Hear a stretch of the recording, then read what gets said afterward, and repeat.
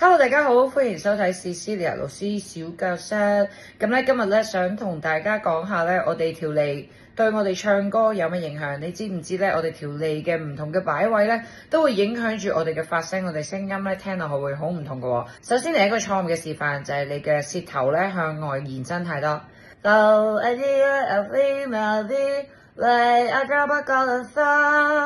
首先咧，大家會聽到咧，我哋嘅聲音咧會有吊起嘅感覺，因為我哋個舌頭伸出嘅時候咧，我哋嘅後頭咧同時間亦都會向上升嘅，咁所以咧就會變成一啲咁樣嘅扁扁地嘅聲。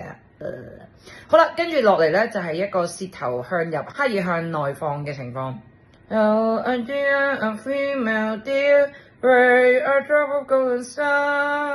因為咧，我哋過分壓住我哋嘅舌頭咧，同樣咧，亦都咧會令到個聲音咧顯得唔自然啦，同埋咧有啲焗住把聲喺個口入邊嘅感覺嘅。最正確嘅方法係咪咧？就係將我哋嘅舌頭放鬆平放，喺有需要嘅時候咧，我哋嘅舌頭咧就會自己喐噶啦。因為咧，我哋嘅語言咧同我哋嘅舌頭有好大嘅關係，咁所以咧，我哋取於自然就係最佳嘅方法。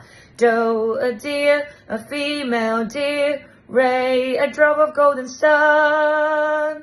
好啦，希望呢個小小嘅方法咧可以幫到大家。如果大家喜歡呢個 video 咧，記住 like 我哋呢個 reels，share 俾你嘅朋友睇，同埋 follow 我哋 Insane Voice 嘅 YouTube channel 同埋 Instagram 啦。咁咧，我哋一路以嚟咧拍咗呢個 CC 老師小教室咧，已經有1年多嘅時間啦。咁咧嚟緊落嚟咧，我哋會先告一段落，然後不定期咁同大家更新。我哋之後再見啦，拜拜。